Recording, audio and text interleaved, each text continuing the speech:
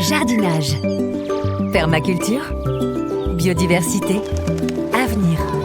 Bienvenue sur les podcasts 100% nature et jardin de Rustica. Bonjour Pierre. Bonjour Patricia. Aujourd'hui, dans ce nouveau podcast, nous allons parler d'aménagement de terrasses. Mais pas n'importe lesquelles, là on s'intéresse aux terrasses un peu plus grandes, de quelques dizaines de mètres carrés. Effectivement Patricia, ce sont des petits jardins extérieurs. Et c'est vrai que lorsqu'on a la chance d'avoir une terrasse de cette surface-là, adossée à un appartement ou à une habitation, eh bien c'est un véritable lieu de vie, une extension de la maison. Comment vous pourriez définir une terrasse de quelques dizaines de mètres carrés ?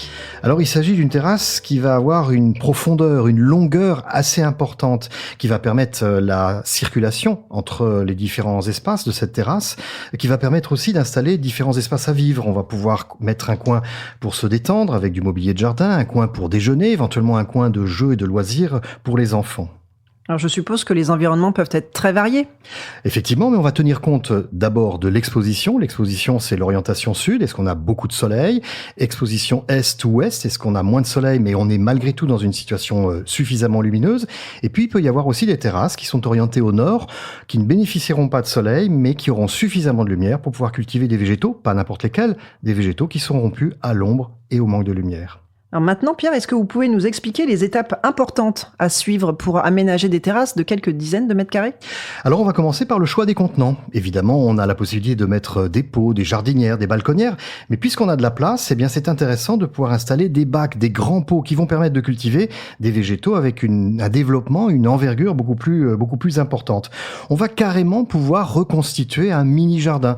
On parlait tout à l'heure de l'organisation de cet espace. On va pouvoir fractionner les espaces, c'est-à-dire avoir un espace détente qui sera isolé par de la végétation, une sorte de cocon de verdure qui sera créé à partir de ces grands bacs dans lesquels on va pouvoir planter de grands végétaux. Alors là, on a de la surface, donc je suppose que le choix des équipements est important. Alors tout est possible, effectivement, c'est comme si on aménageait un appartement. On a parlé de pièces tout à l'heure, des pièces à vivre. Il y aura une pièce qui sera dédiée au repas pour recevoir des amis. Il y aura une pièce qui sera dédiée à la détente où on va pouvoir installer des bains de soleil ou éventuellement un salon d'extérieur. Et puis pourquoi pas des pièces dédiées aux enfants sur lesquelles on va installer un petit bac à sable ou pourquoi pas une table de ping-pong si la place nous l'autorise. Alors n'oublions pas les voisins, qu'est-ce qu'on fait du vis-à-vis ?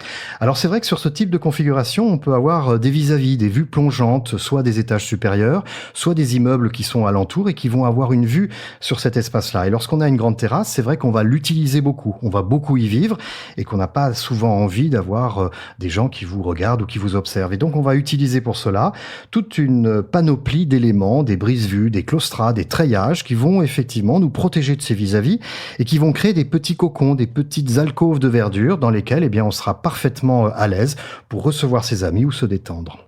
Alors Pierre, quand on parle de terrasse, d'aménagement, on pense toujours aux plantes, mais le sol, c'est important aussi. Comment le choisit-on ? Alors effectivement, au niveau du sol, puisqu'on a de la place, on va pouvoir aussi s'adonner à différents types de sols.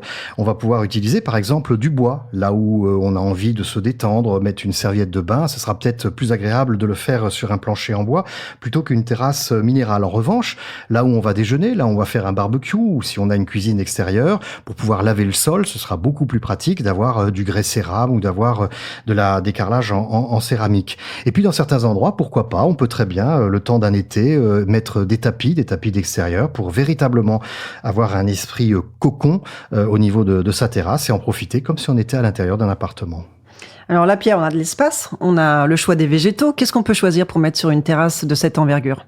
Alors là, la gamme des végétaux est beaucoup plus importante. On va utiliser des végétaux de petite taille comme des fleurs, des plantes aromatiques, mais on va pouvoir aussi s'adonner au jardinage avec des arbustes et pourquoi pas un potager, pourquoi pas des plantes aromatiques, des petits fruits, cassis, groseilles et pourquoi pas même quelques arbres fruitiers. On peut très bien avoir un pommier, un poirier ou pourquoi pas un figuier sur sa terrasse et récolter quelques fruits.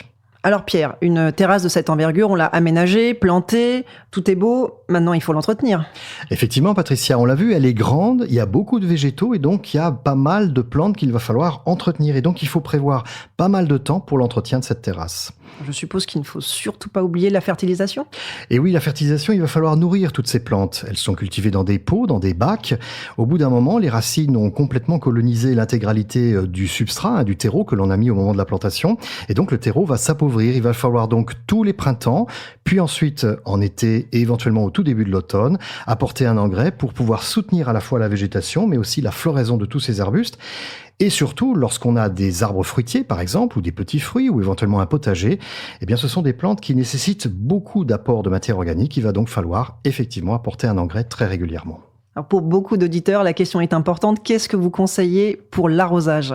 Vous avez raison de le souligner, Patricia. On n'installe pas une grande terrasse si on n'a pas prévu un système d'arrosage.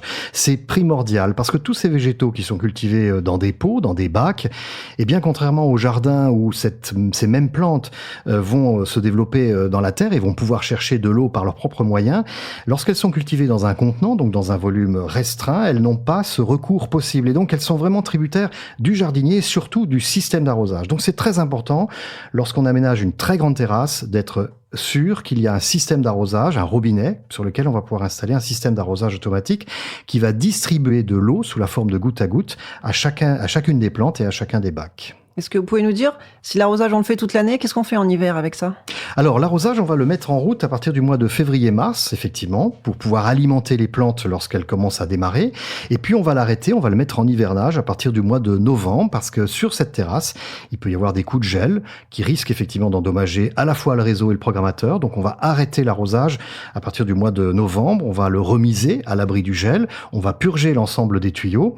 Mais attention Patricia, ça ne veut pas dire qu'entre le mois de novembre et le mois de mars, les plantes n'auront pas soif. Surtout les plantes qui ont un feuillage persistant. Il va donc falloir régulièrement aller surveiller les besoins en eau des végétaux et peut-être arroser à la main pendant l'hiver.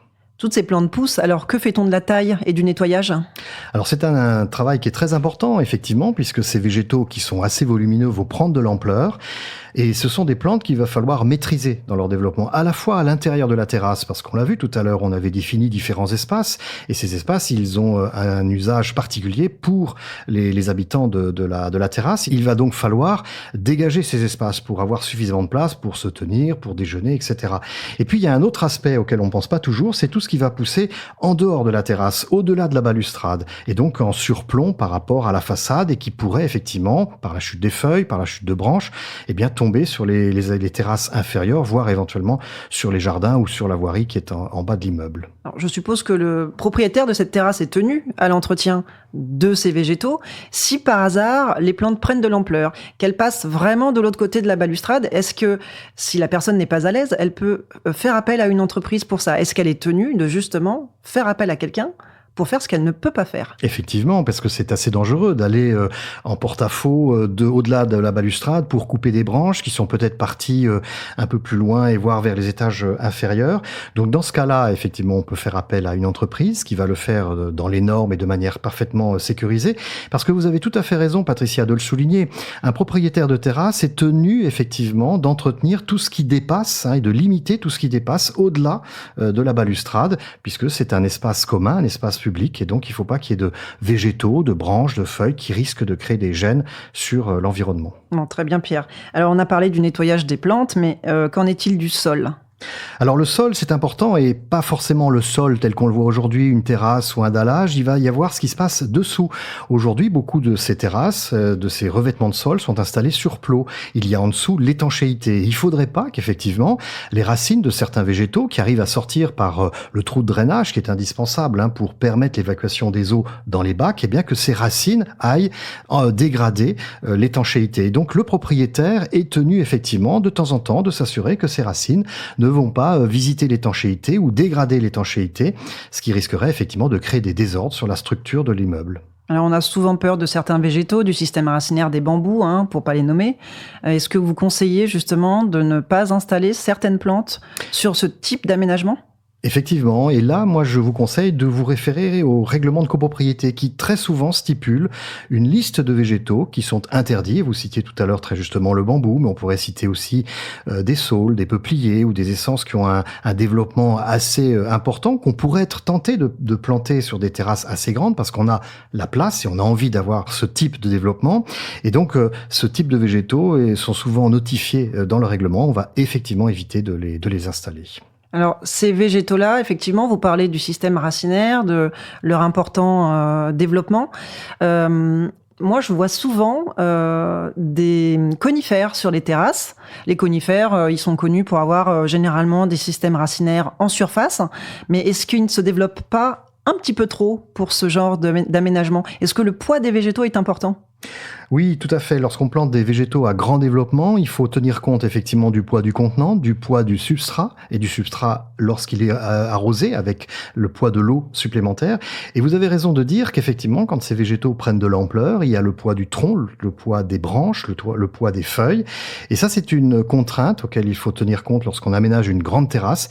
C'est le poids autorisé, la charge autorisée sur la terrasse.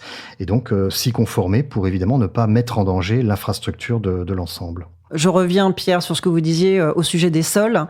Souvent, les sols en caillebotis, une fois que les saisons passent, les pluies, les feuilles qui tombent, on se retrouve avec des sols en bois qui glissent. Est-ce que vous pourriez nous donner quelques conseils pour entretenir des sols de ce type-là ?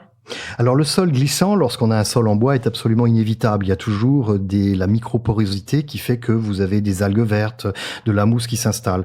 Et surtout si une partie de la terrasse est à l'ombre, au nord, ou elle est à l'ombre.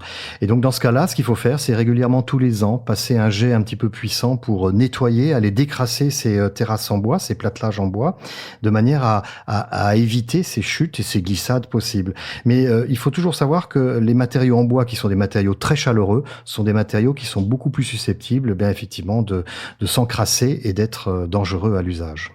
Alors parlons maintenant un petit peu, Pierre, si vous le voulez bien, des ennemis des végétaux. Il y a certainement une surveillance accrue dans ce genre d'aménagement. Alors moi, ce que je conseille, c'est lorsqu'on utilise sa terrasse, c'est de régulièrement inspecter ces végétaux, d'inspecter les faces supérieures des feuilles, inférieures des feuilles, d'aller voir dans les buissons. C'est là qu'on va trouver des acariens, des pucerons, de la cochenille farineuse, on peut trouver de la cochenille bouclier, qui sont des parasites qui vont affectionner ce type d'environnement, de masse végétale pour se développer. Et donc c'est le jardinier, c'est les usagers de la terrasse qui doivent régulièrement surveiller, observer, identifier ces parasites pour ensuite pouvoir lutter de manière naturelle contre eux. Alors merci Pierre pour tous ces conseils. Merci Patricia. Maintenant que la terrasse est aménagée et qu'on a autant de place, je vous propose de passer dehors pour en profiter un peu. Avec plaisir. Et quant à moi, chers auditeurs, je vous propose de vous retrouver très prochainement pour un nouveau podcast Rustica. Merci d'avoir suivi notre podcast et retrouvez tous nos conseils en kiosque dans le magazine Rustica ou sur rustica.fr.